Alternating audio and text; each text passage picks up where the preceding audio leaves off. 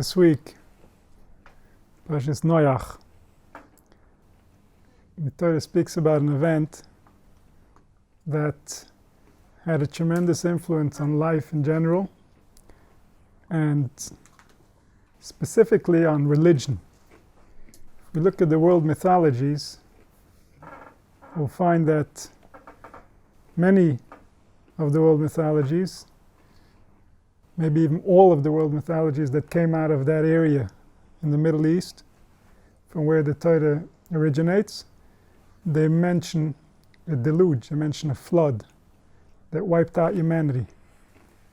And the world's never been the same. So we know from Chazal that even the things that existed prior to the Mabul, and they still exist, their nature changed. So for example, the taste of the food and the sustenance we get from the food was different after the Mabul than before the Mabul. Ad kedei kach, that after the Mabul, in order for a person to get his proper sustenance, HaKadosh Baruch Hu had to be mater animals, so that we can eat the protein that's in the flesh of animals in order to sustain ourselves. Whereas before the Mabul, we weren't allowed to do it because it wasn't necessary. A person could be perfectly healthy without reverting to eating animals, but they could live off the plants like it was originally intended. That was the bracha originally to Adam Rishon, that every tree that gives fruit, that has seed to make additional fruits, the purpose of that tree is so that human beings can consume those fruits and live off of them and sustain themselves off of that. And the bread, for example, the wheat, was such that a person would be satiated just from eating bread. And the whole nature of life changed. But not only the nature of the physical changed, the nature of man changed. Man's power was taken away. And this we can see by the decline and how long people lived. People lived after the Mabul for a much shorter period than before the Mabul. And the decline was very fast. So prior to the Mabul, we see in the Torah, the Psukim mention how people lived for hundreds of years. And within 10 generations, between the Mabul and Avram, that already went down to less than 200 years. And going further, that declined until man was 120 years. That's what's considered a long lifespan, a man who lives his full lifespan. And that's all because man has lost access to his power, to his force. So essentially, today, when a person is born, they're already disconnecting from their source of life, they're already disconnecting from their source of health and source of well-being, where they're in the bosom of nature, where nothing can go wrong. And slowly a decline starts, and that decline culminates in later age, when the body is already completely dried up. The spirit is hardly keeping its connection to the body until eventually it has to leave, because the body doesn't have anymore the criteria that's necessary for the spirit to reside within the body. And that all has to do with the flood. That all has to do with what took place prior to the flood, how people saw life, how people took advantage of life, how people misunderstood life. And that has to do with the evil that started flourishing amongst men after Adam Rishon was removed from Gan Eden. And his way of interpreting himself was flawed. He didn't understand himself properly. And so by the time the flood came around, the people were behaving in such a way that was completely contradictory to their nature. Like the Pasuk says, Ki hishchis kol boser es darkoi al haaretz. So if you look at the words, Ki hishchis kol boser es darkoi al haaretz, meaning the flesh was not behaving within the way that the flesh needed to behave.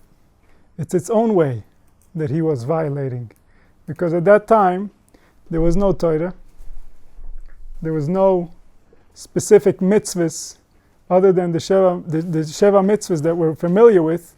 they were actually said to the Bnei Noach, meaning that after the Mabul, when HaKadosh Baruch Hu saw how far man has declined, how far we are from understanding our real destiny, from understanding our true nature. So the 7 mitzvahs were given to the Bnei Noach so that they can start creating a civilization where people can actually get along, when people can understand each other. Prior to the Mabul, people had enough wisdom of their own to know what they're supposed to be doing. The problem is they've lost the desire to do what they're supposed to. They went in a way that was contradictory to the truth. And that went to such a degree that they basically destroyed themselves. The Mabul was not a punishment that came because these people were threatening something else. The Mabul came when these people disintegrated to such a degree that life was no longer possible. There was no longer a purpose for man if he continues down this path. And so when the flood came, it changed life up until this very day. Understand life. Many areas of life have been hidden from us from the time of the Mabul. And why have they been hidden from us? They've been hidden from us because we are not trusted with the power that those people had prior to the Mabul. Just like those people, while having the power, abused that power. They used it in ways that was counterproductive to humanity. The same way, we are not trusted with what those people knew, with that wisdom, because we don't know if people today will know how to behave in accordance with that message. And so, to a certain degree, we could say that the Mabul was the beginning of religion, because the Mabul was the beginning of man having to spread divine rules amongst men in order to keep them in line, in order to make sure that they don't step on each other, that they don't ruin each other's experience. And therefore, the world took on a very different picture. Before the Mabul, those who wanted to spread kindness, those who wanted to spread wisdom, they spread the truth. They tried to make sure that everybody knows the truth. After the Mabul, that was no longer the case. The truth was no longer available to the masses. The masses were no longer trusted with the truth. And so, metaphors, allegorical language, ideas dressed up in all kinds of code, took the place of the truth. And this was going to be a mechanism of how we're going to deliver a message about what those people knew life means to people thousands of years down the road who will have no idea what life means.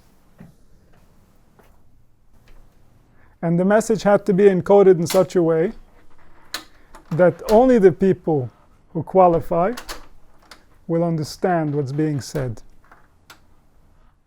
And the message had to be encoded in such a way that it will last for thousands of years and will be passed on from generation to generation by people who have no idea what it means.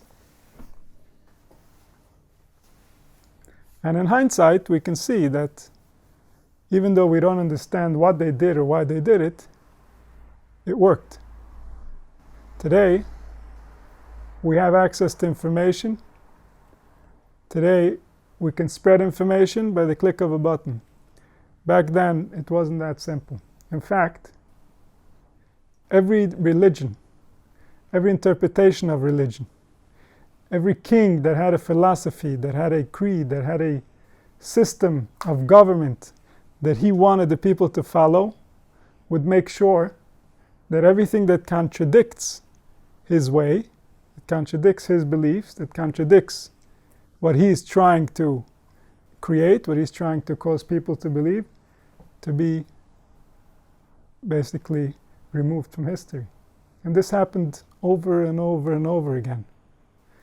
And this is also given to us in our Torah. We have very clear instructions. If you come into a land that serves any other god than the one that you're familiar with, you must destroy everything that keeps their beliefs alive. You must destroy their ways of worship. You must destroy their altars. You must destroy their philosophies. You must rename their cities. And you must make sure that people have no idea what those people thought. This was spiritual war. So in the past, when nations went to war, it wasn't about a physical war. It wasn't about who's going to live where. It was about whose belief is going to remain and whose belief is going to vanish from the face of the earth.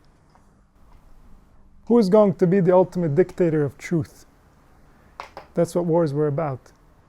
And that's why we see that after the Mabul, when all the different people gathered together by the Migdal Bovel, and Nimrod was leading them, trying to establish a code, an understanding about life, about reality, about how things are going to work going forward. And Avraham Avinu disagreed with what they were trying to do. So Nimrod's goal was to kill Avraham Avinu.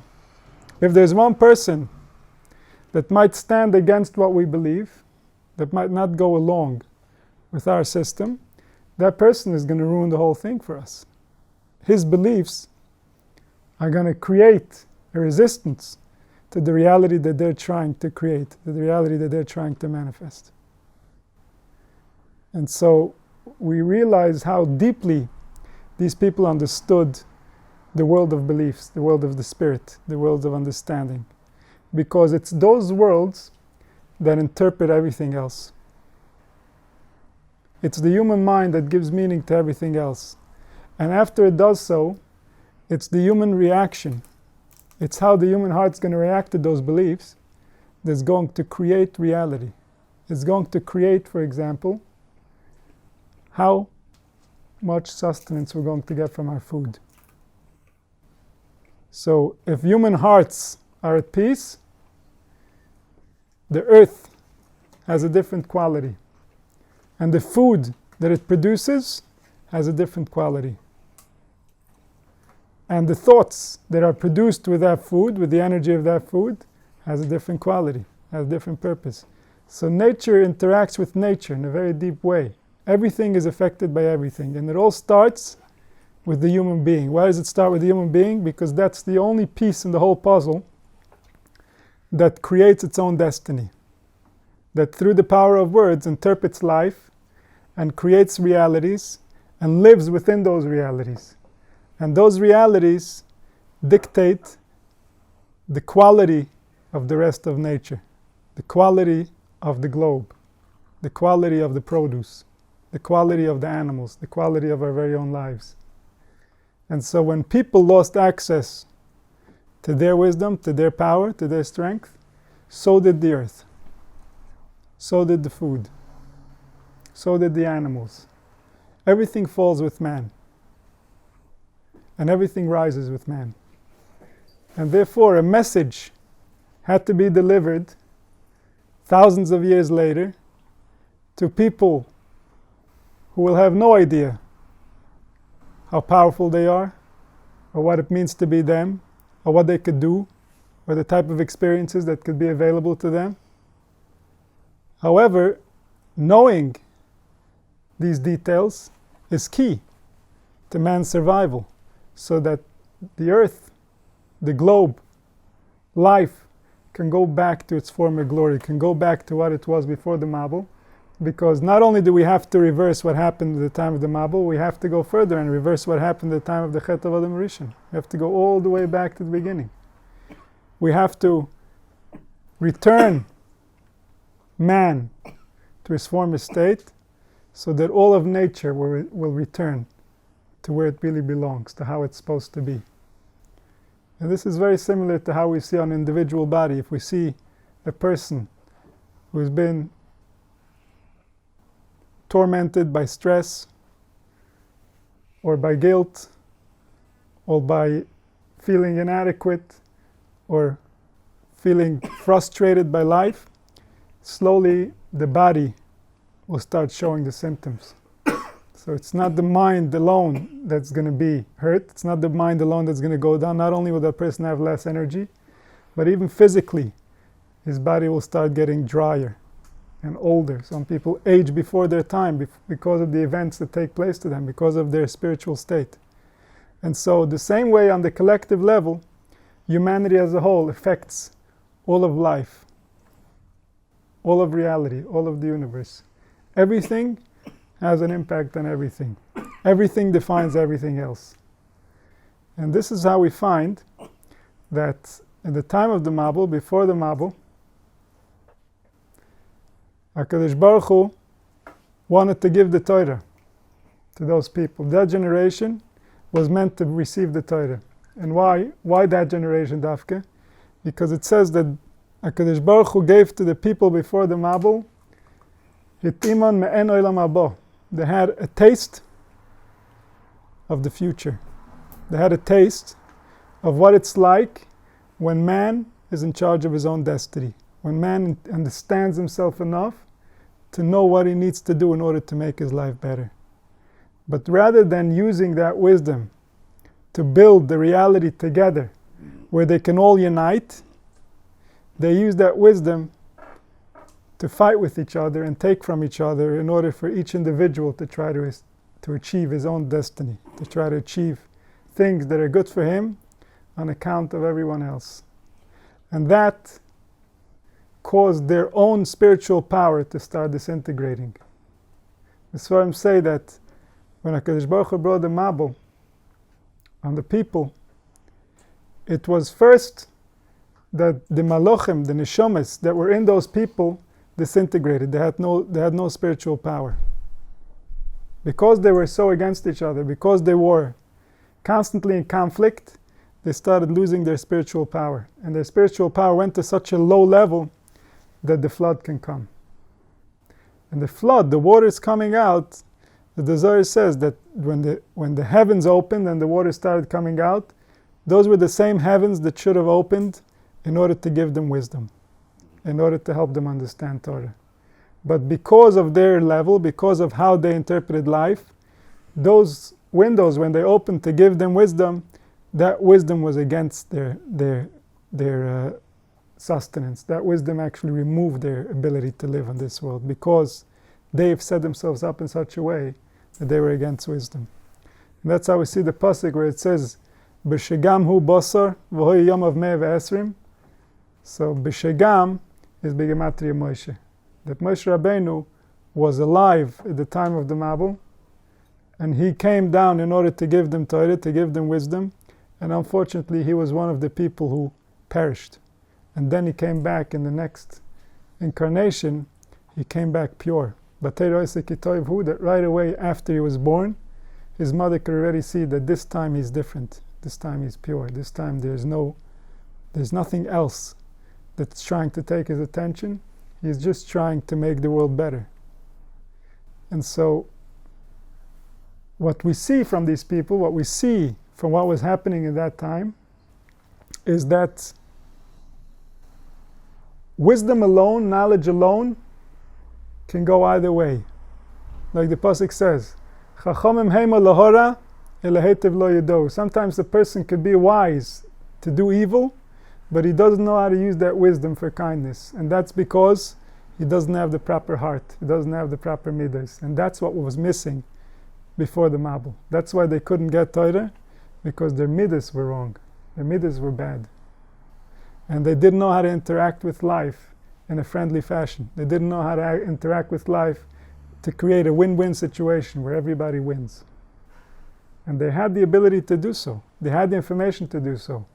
But they didn't have the heart. And that's because of the Nachash. That's because of how Adam Rishon interpreted life from the very beginning. From there came that all the families coming out of Adam Rishon were moving in the wrong direction. They weren't moving towards unity. Vayhi benasa mikedem, says the pasuk when we speak about the Dor HaFloga. They were going away from the unity. They were using their wisdom to create structures where they can protect themselves from the unity, so to speak. They tried to understand nature in order to be able to avoid its wrath. Instead of trying to understand nature in order to be absorbed by its processes, in order to become one with it, in order to manifest the very nature that's within us, because we are part of nature. Even though we have the ability to speak, it doesn't take away from the fact that we are part of nature. And we have to learn how to use speech as part of nature. We have to learn how to use speech to complement our nature. And so we were given the Torah, and the Torah's first test is to see, how is your heart? What do you believe about life? What do you believe about the Creator? And the Torah is tilted to make you think things that ultimately you shouldn't be thinking. And that's a test.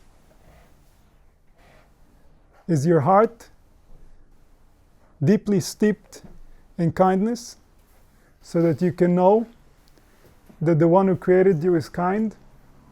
Or is your heart not so certain about what's happening? Is your heart not so certain which way is right?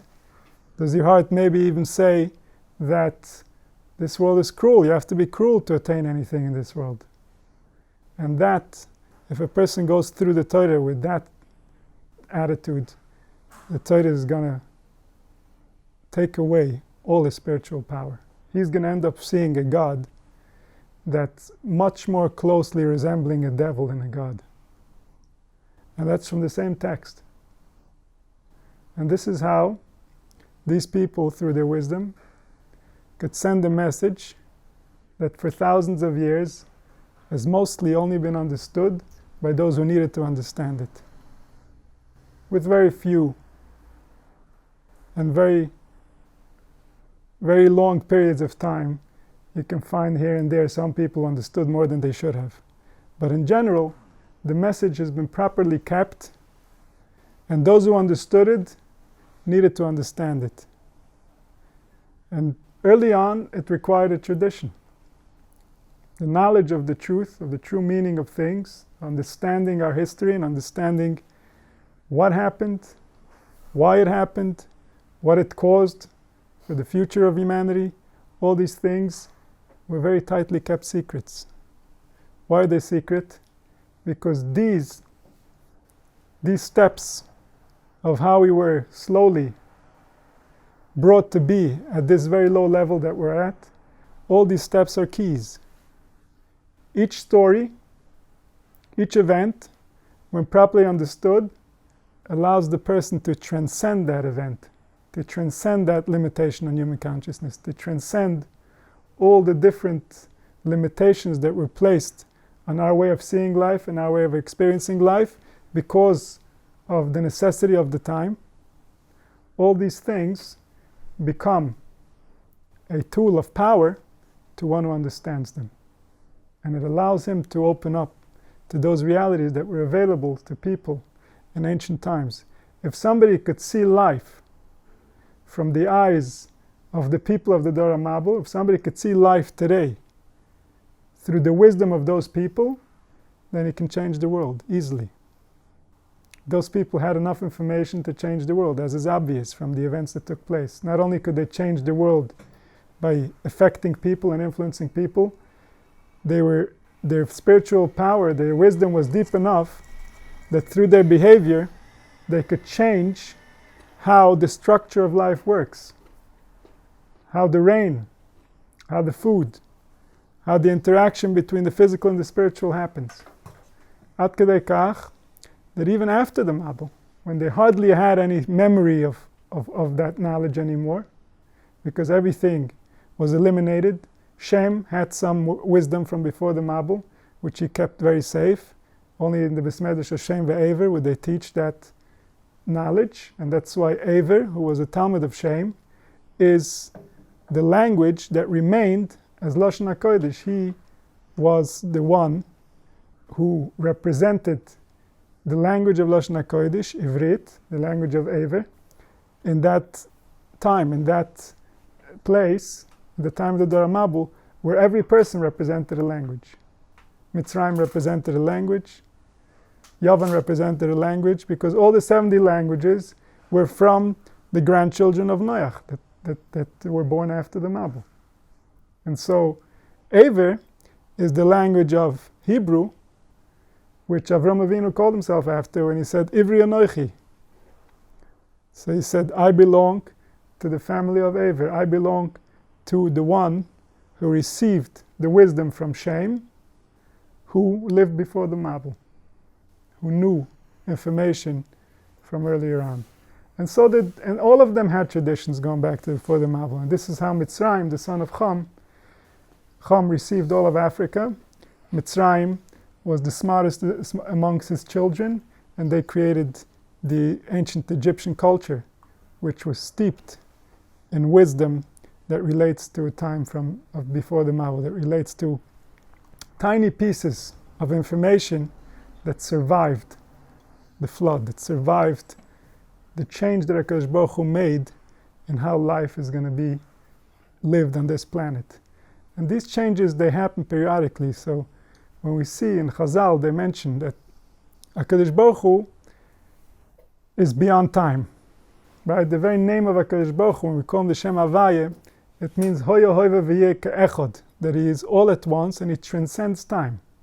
That's the nature of the word, the nature of the name explains that to us. However, we live with HaKadosh Baruch Hu within time.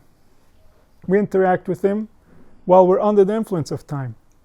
And therefore, there are changes within how we interact with him, and there are changes within how we see him interact back with us. And these changes depend primarily on the generation, on the beliefs of the generation as a whole. The beliefs of the generation interpret Keviyochel what the divine is. And the divine, given that he gave us the Bechira, he gave us the choice to interpret what he is, he will interact with us based on those interpretations. And so when Chazal separate the different times of HaKadosh Baruch Hu, the periods of time that HaKadosh Baruch Hu interacted with us in similar fashion and then changed, so the Mabul is one of those times. That there was one way HaKadosh Baruch Hu was interacting with life before the Mabul, and there's a completely different way that HaKadosh Baruch Hu was interacting with life after the Mabul. And after the Mabul, the key to what changed is that the truth was gone. The truth was no longer available to the masses. And this never changed.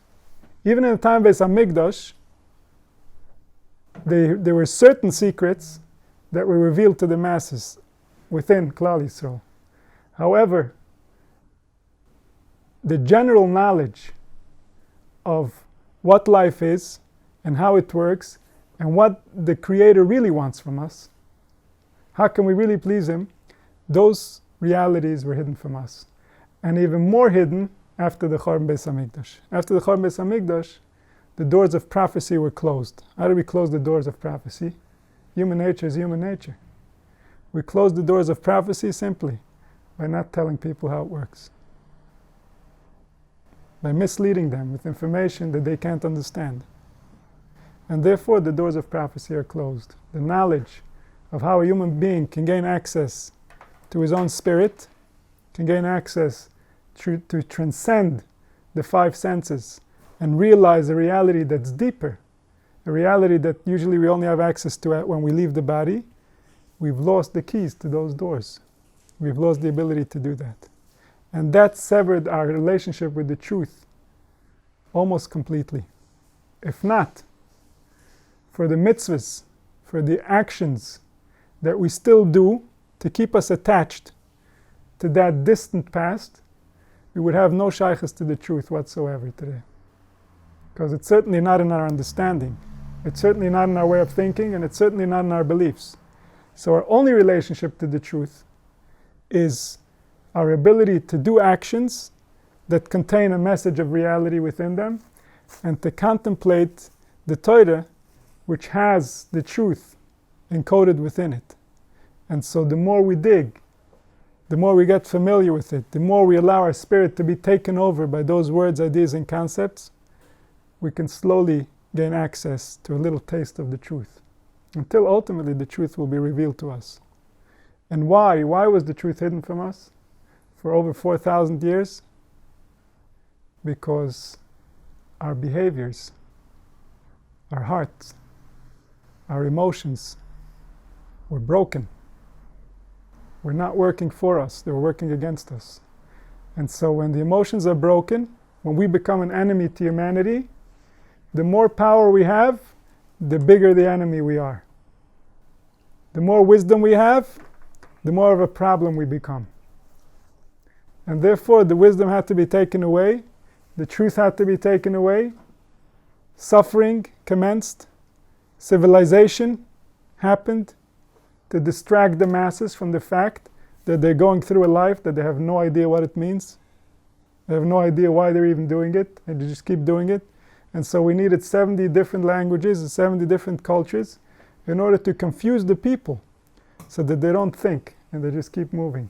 So that eventually they'll be in a condition, they'll be in a situation where the truth can be revealed to them again. And so if we look at it, essentially humanity went into a deep state of sleep spiritually. A person distracted from his true nature, a person distracted from his true cause of living, is spiritually asleep. And we will only wake up when the conditions allow for it. And the conditions can only allow for it when we work on ourselves so that our emotions, our feelings, our thoughts are all pro-humanity, are all helping, are all bringing peace and kindness to this planet. Because when we will have that, when we'll have that type of background, then the truth can be revealed to us. Then the truth will make itself known. And currently, obviously, we have no idea how that feels, what type of experience that can be. But we can see from the people who lived prior to the Mabul that life has a very, very big variety of ways how we can live it. And these ways have a very deep impact on how we experience life. And so even though this is not visible from the outside, the experience is affected by how we interpret life and the things we do and the way we worship and the way we understand and the way we interact. All these affect the experience. And so these people had a deeper access to the human experience than we have. And the goal of the Torah is to give that gift back to us. The goal of the Torah is to take us back not only to before the Mabul, but to take us back to before the original sin, to take us back to a place where life is obvious and intuitively explained in a way that even a child can interact with it without hurting himself or other. Even a child can understand how he's supposed to go about life so that it works for him and that it helps the people around him. And this is something that's within our nature. It's not something that we have to build or create. It's something that's within our nature. What we need to do is we need to take away all the things that are blocking us, that are confusing us, that are taking our attention away from reality, so that we can be what HaKadosh Baruch Hu created us to be in the first place. And this will happen when Mashiach comes. Should all be zoiche. HaKadosh Baruch Hu should open up to us the doors of wisdom, the doors of kindness, and He should allow us to know our truth, because through that we'll be able to leave the Galus and get back to the Beis HaMikdash, Ashlishi, Sheibana B'meir B'yameinu.